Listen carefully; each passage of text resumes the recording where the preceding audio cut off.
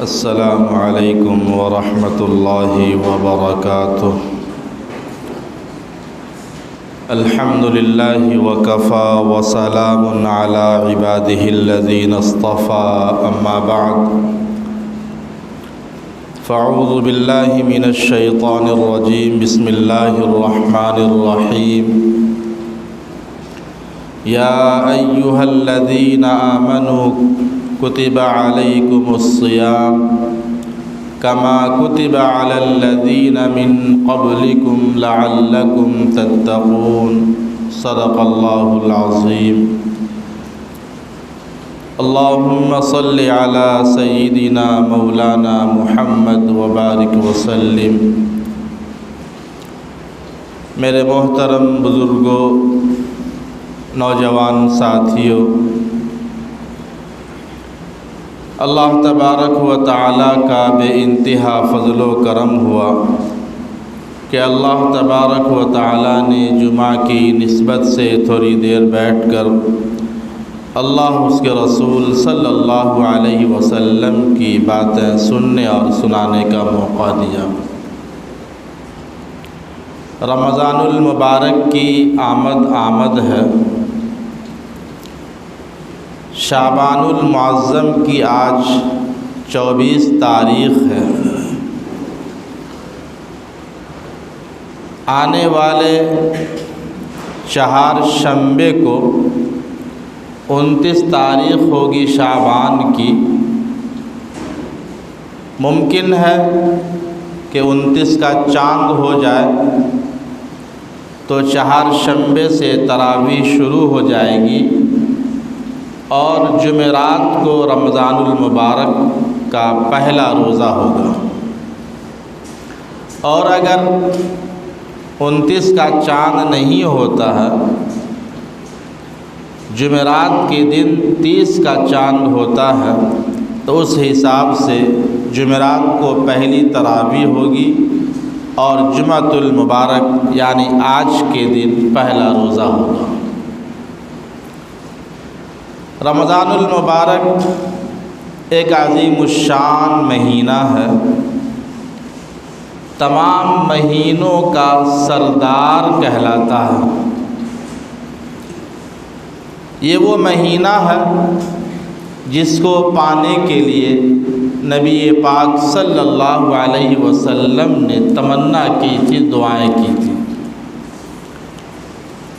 اللہ کا بڑا احسان ہوا کہ اللہ نے ہمیں یہ مہینہ عطا کیا۔ ہم خوش نصیب ہیں کہ اللہ نے بغیر مانگے، بغیر تمنا کیے، بغیر آرزو کے ہماری عمر کو بڑھا دیا، ہماری زندگی کو بڑھا دیا، اور ہم اس ماہ مقدس کے پانے والوں میں ہمارا شمار ہوا۔ رمضان المبارک کا ہمیں استقبال کرنا چاہیے۔ جس طریقے سے گھر میں کوئی مہمان آنے والا ہوتا ہے، کسی مہمان کے آمد ہوتی ہے تو اس کے آنے سے پہلے اس مہمان کے لیے گھر کی صاف صفائی، عمدہ کھانے کا انتظام، آرام کے لیے اچھا انتظام وغیرہ وغیرہ ہم کرتے ہیں۔ رمضان المبارک سال میں ایک مرتبہ آتا ہے، اس لیے ہمیں چاہیے کہ ہم اس مہینے کی قدر کرنے والے اور اس مہینے کا احترام کرنے والے اور اس مہینے کا استقبال کرنے والے بنیں۔ کتنے ایسے ہمارے درمیان لوگ گزشتہ رمضان میں تھے، اس رمضان میں نہیں ہوں گے۔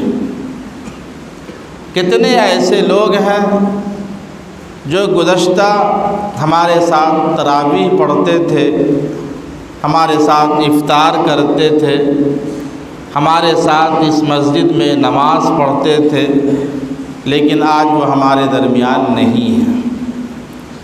اس لیے جو وقت، جو مہینہ اور جو ہفتہ ہمیں اللہ میسر کر دے اس کو غنیمت جان کر کے اس کی قدر کریں، اس کا احترام کریں، اور ان مہینوں میں، ان اوقات میں عبادت خصوصیت کے ساتھ کریں، خصوصیت کے ساتھ اللہ کو راضی کرنے والا عمل کریں۔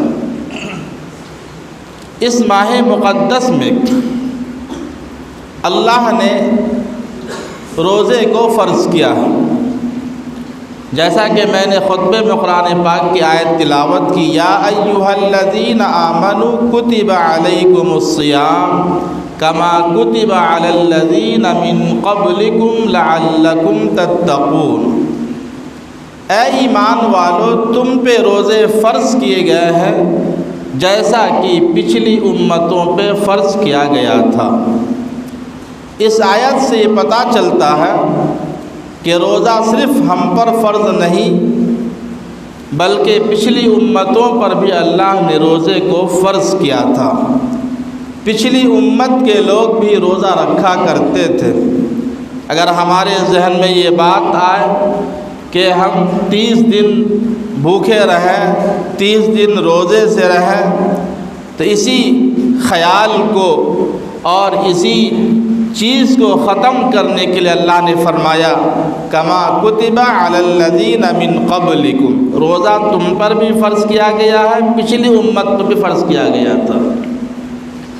لعلکم تتقون، روزے کا فائدہ یہ ہے کہ تم پرہیزگار بن جاؤ گے، تم متقی بن جاؤ گے۔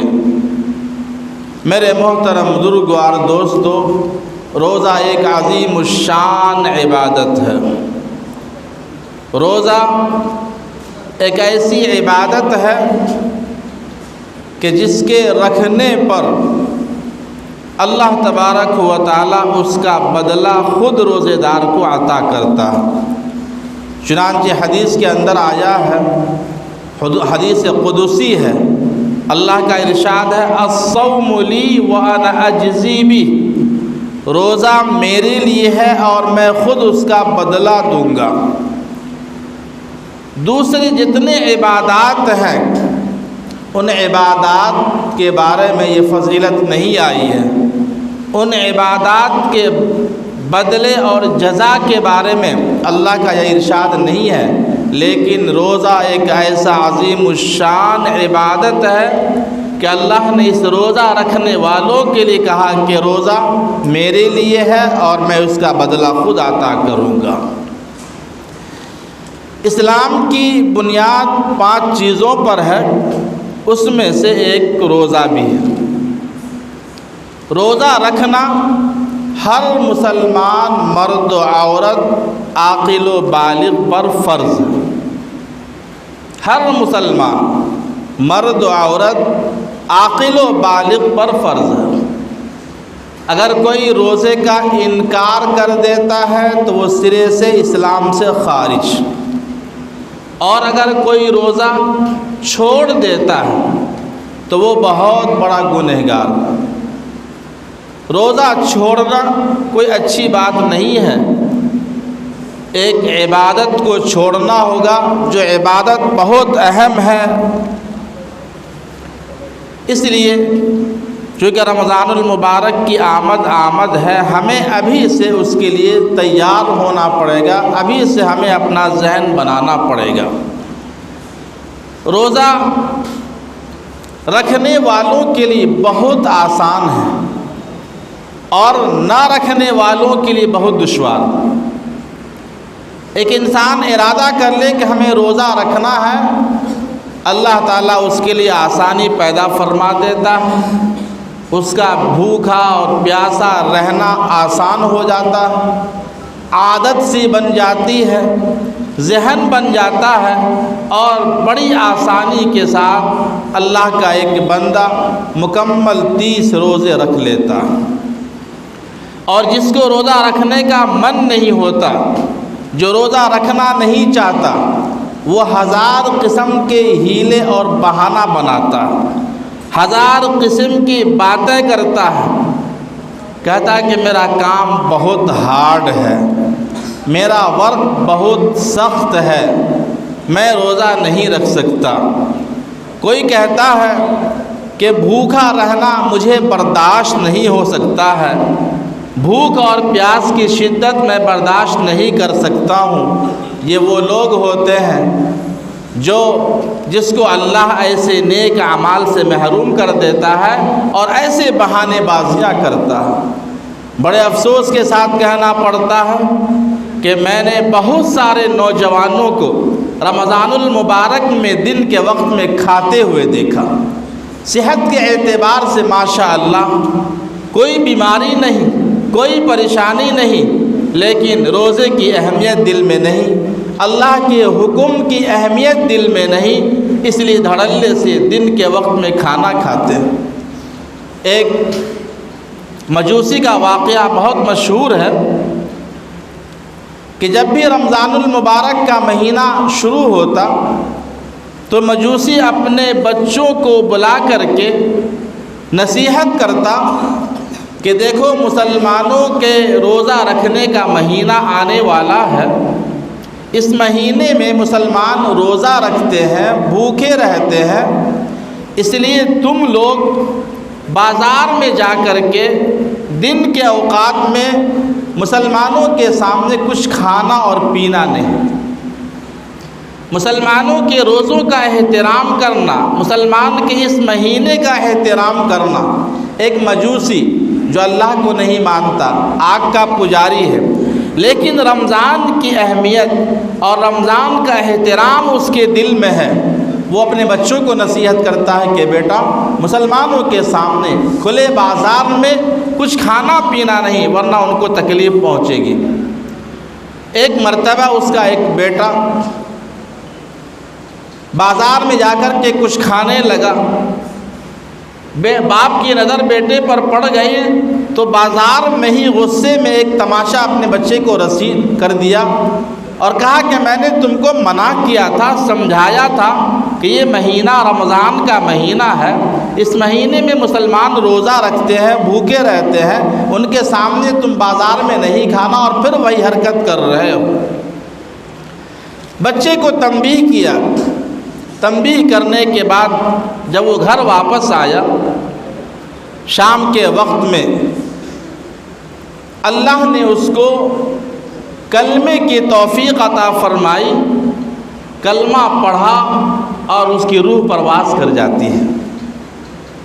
ایک انسان جو ہمیشہ آگ کی پوجا کرتا رہا، صرف رمضان المبارک کے احترام میں اپنے بچوں کو ایک تماچا مارا، اللہ کو یادہ اتنی پسند آئی، اللہ نے اسے کلمے کی توفیق عطا فرما دی اور کلمہ پڑھ کے اسلام میں داخل ہوا اور پھر جنت میں چلا گیا۔ ہم مسلمان ہیں، ایمان والے ہیں، ہمارے اوپر روزے فرض ہیں۔ یا ایھا الذین آمنوا کتب علیکم الصیام، اے ایمان والو تم پہ روزے فرض کیے گئے ہیں۔ اللہ تعالیٰ ایمان والوں کو مخاطب کر کے کہہ رہا اے ایمان والو، اگر ہم ایمان والے ہیں تو اللہ کی اس للکار، اس پکار پر لبیک کہنا۔ اگر ہمارے اندر ذرہ برابر بھی ایمان ہے، اللہ کو ماننے والے ہیں، صرف زبان سے کہنے سے مسلمان نہیں ہوتا، صرف زبان سے اقرار کرنے سے مسلمان نہیں ہوتا۔ اگر واقعی دل میں ایمان پختہ ہے، آپ سچے مسلمان ہیں، اللہ پر یقین رکھتے ہیں، تو اللہ کہہ رہا ہے یا ایھا الذین آمنوا، اے ایمان والو، کتب علیکم الصیام، تم پہ روزے فرض کیے گئے ہیں، کما کتب علی الذین من قبلکم، جیسا کہ پچھلی امتوں پہ روزے فرض کیے گئے تھے۔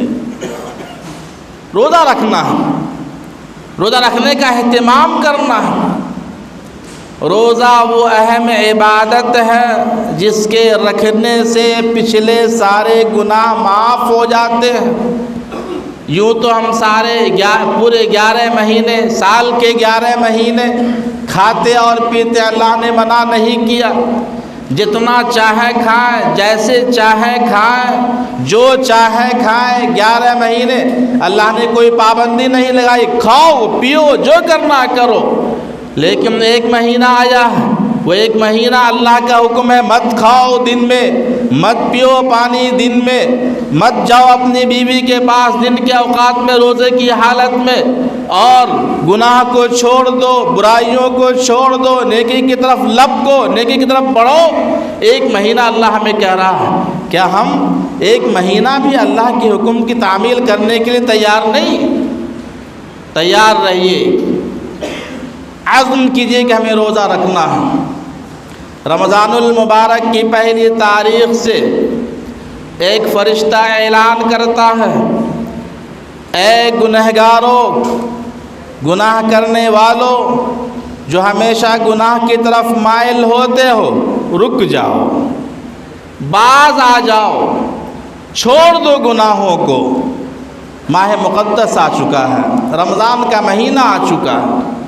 پھر وہی فرشتہ اعلان کرتا ہے، اے نیکی کرنے والے، اے بھلائی کرنے والے، اے اچھے کام کرنے والے، آگے بڑھو، آگے بڑھو، نیکی میں اضافہ کرو، بڑھ چڑھ کر نیکی میں حصہ لو، نیک اعمال کرو۔ یہ آواز ایک فرشتہ ہر رات میں لگاتا ہے، ہر رات یہ کہتا ہے، اے ایمان والو، اے گنہگارو، رک جاؤ گناہوں سے، چھوڑ دو گناہوں کو، اور ایک نیکی کرنے والے، اچھے اعمال کرنے والے، نیکیوں میں اضافہ کرو، نیکیوں کو بڑھاؤ، اپنے اعمال میں کثرت کرو، اور جتنا ممکن ہو نیکی کرنے کے کام میں حصہ لو۔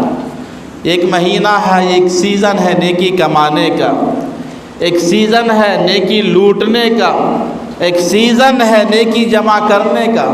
ہر چیز کا ایک سیزن ہوتا ہے، اس سیزن میں کاروباری محنت کر کے کاروبار کرتے ہیں، زیادہ سے زیادہ پیسے کمانے کی کوشش کرتے ہیں۔ ایسی نیکیاں کمانے کا یہ سیزن ہے رمضان کا مہینہ۔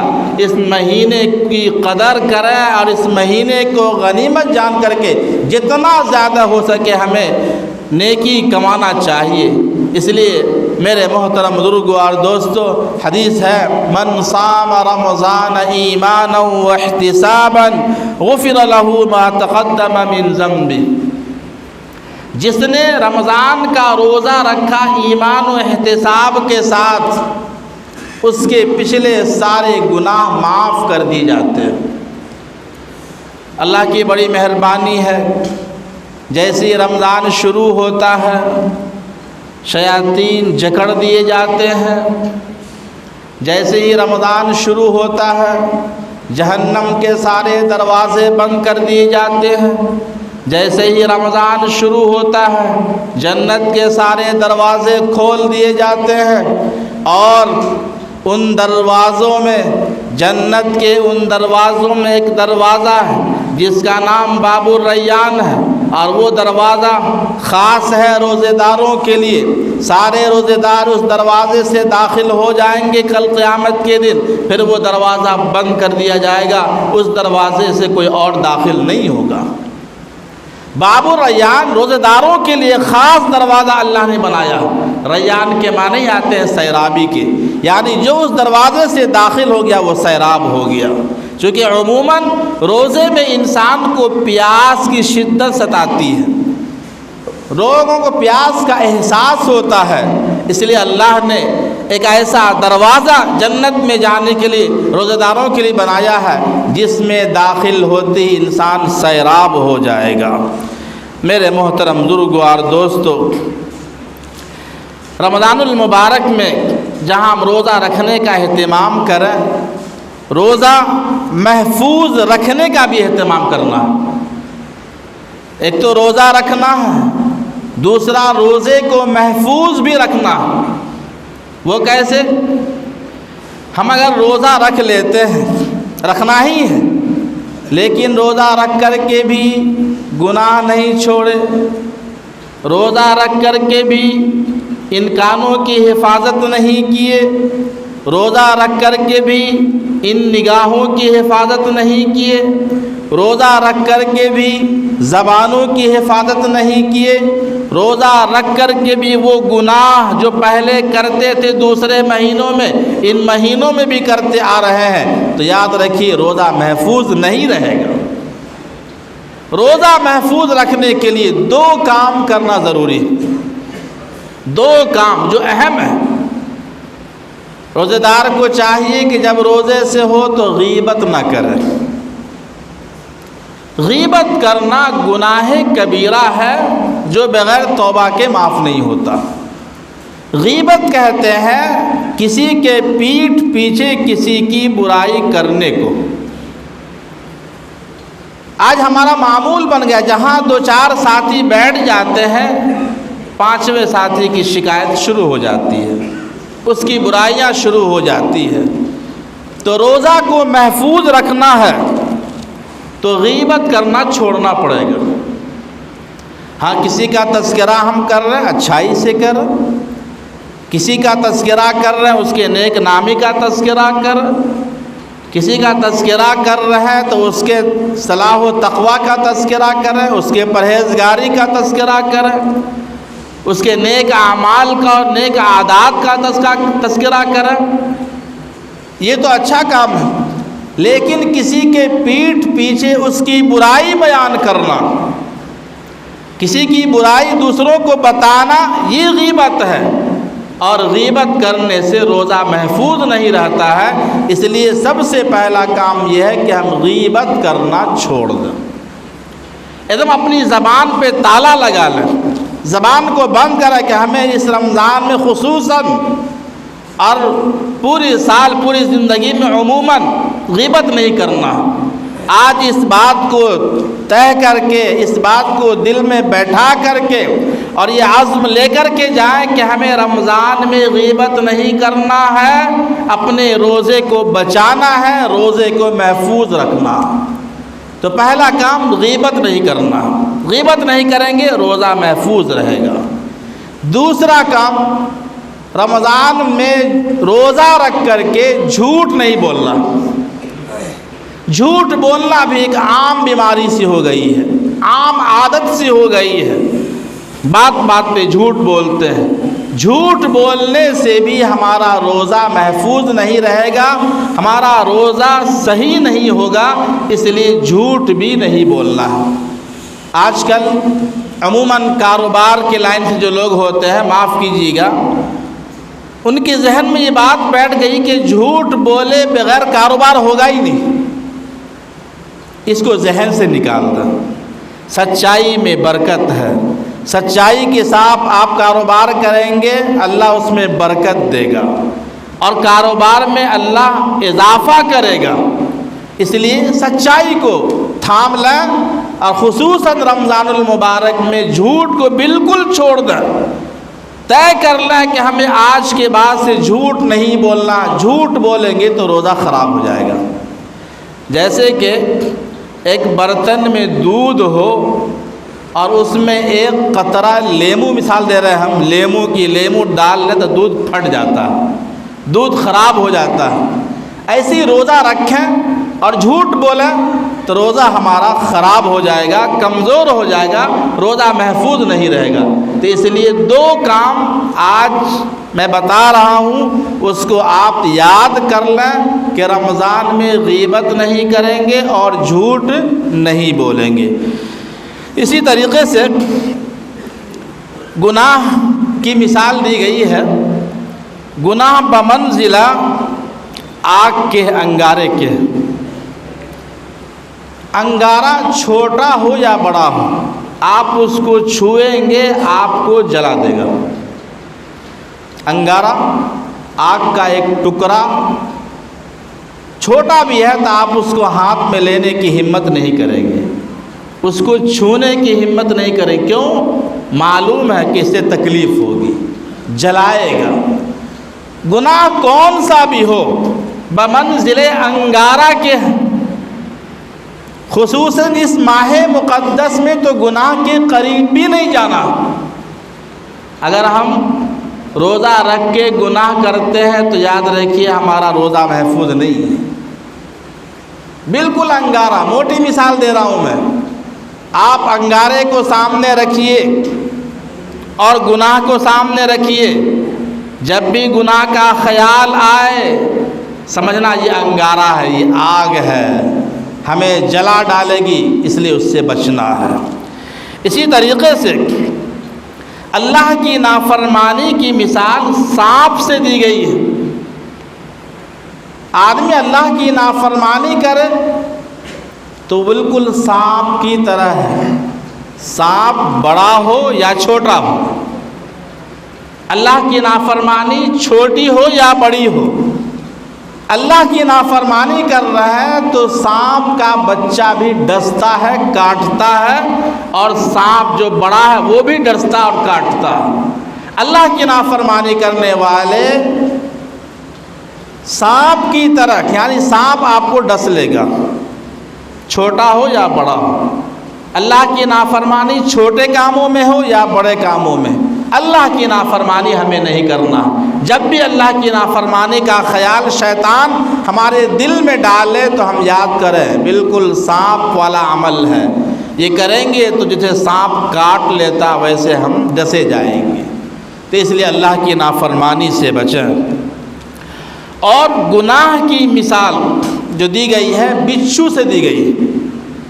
جب انسان کسی گناہ کی طرف مائل ہوتا ہے تو گناہ کی مثال بچھو سی ہے۔ انسان بچھو کا بچہ ہو یا بچھو ہو، کچھ بھی ہو، ڈنک مارتا ہے، اور اتنی تکلیف ہوتی ہے، اتنی تکلیف ہوتی ہے کہ انسان بعض دفعہ مر بھی جاتا ہے، جسم پورا اس کا پیلا ہو جاتا ہے۔ ذرا سا ڈنک مارا اور انسان بے ہوش ہو جاتا ہے، پریشان ہو جاتا ہے۔ تو گناہ ایسے ہی ہے جیسے کہ کوئی بچھو ڈنک مار دے۔ ہم گناہ کریں تو سمجھے کہ کسی بچھو نے ڈنک مار دیا، ہمارا سارا جسم زہریلا ہو چکا ہے، پورے جسم کے اندر زہر پھیل چکا ہے، اب ہماری زندگی بچے گی نہیں، یا بچے بھی گی تو ہم جو ہے پریشانی کے عالم میں رہیں گے۔ تو اس لیے میرے محترم بزرگوار دوستو، گناہوں سے بچنے کا اہتمام کریں۔ رمضان المبارک میں کرنے کے جو کام ہے، پہلا تو بتایا روزہ فرض ہے، صبح صادق سے لے کر کے غروب آفتاب تک بھوکا اور پیاسا رہنا، اور بیوی کے پاس جانے سے رکے رہنے کا نام روزہ ہے۔ دوسرا کام رمضان میں تراویح پڑھنا ہے جو سنت ہے، تراویح کا بھی اہتمام کریں۔ عموماً ہم تراویح کے لیے ایسی جگہوں کا اہتمام کرتے ہیں جہاں پر حافظ صاحب خوب فاسٹ پڑھتے ہو، تیز تیز پڑھتے ہو، جلدی جہاں تراویح ہوتی ہو وہاں جانے کا اہتمام کرتے ہیں۔ تراویح کا اہتمام کیجیے اور ایسے حافظ کے پیچھے تراویح پڑھیے جو صحیح صاف صاف عمدہ انداز میں ترتیل اور تجوید کے ساتھ قرآن پاک پڑھتے ہو۔ تراویح کا اہتمام ضرور کریں، اپنے گھر کے پاس مسجد میں پڑھیں یا اپنے قریبی جہاں بھی آپ کو ہو، تراویح ضرور پڑھیں۔ رمضان کے مہینے میں روزہ اور تراویح۔ تیسرا کام اس مہینے میں قرآن پاک کی تلاوت کثرت سے کریں۔ قرآن پاک کا اس مہینے سے خاص تعلق ہے۔ شہر رمضان الذی انزل فیہ القرآن، رمضان کا مہینہ وہ مہینہ ہے جس میں اللہ نے قرآن پاک کو نازل کیا۔ قرآن پاک کی تلاوت کا اہتمام ضرور کریں۔ ہم پورے سال قرآن کھولنے کی ہمیں توفیق نہیں ہوتی ہے، کم از کم رمضان کے مہینے میں ایک ختم، کم سے کم ایک ختم پڑھنے کا ارادہ کریں کہ کسی طریقے سے بھی ایک ختم قرآن کی تلاوت ہم ضرور کریں گے۔ یہ کام کرنے کے ہیں۔ رمضان المبارک میں سخاوت کریں۔ حضور کا معمول تھا کہ آپ رمضان میں سخاوت کرتے تھے، غربا اور مساکین پر خرچ کرتے تھے، غریبوں کے کھانے اور پینے کا انتظام کرتے تھے، سحری اور افطاری کا انتظام کرتے تھے۔ تو رمضان المبارک میں جو لوگ سخی ہیں، اللہ نے جسے عطا کیا، جو مالدار ہیں، ان کو چاہیے کہ اس ماہ مقدس میں دل کھول کر سخاوت کرے اور غربا اور مساکین پر اللہ کی رضا کے لیے خرچ کریں۔ ویڈیو بنانے کی زحمت نہ کریں، فوٹو نکالنے کی زحمت نہ کریں، اور کسی عورت اور خواتین کی عزت کو اچھالنے کی زحمت نہ کریں۔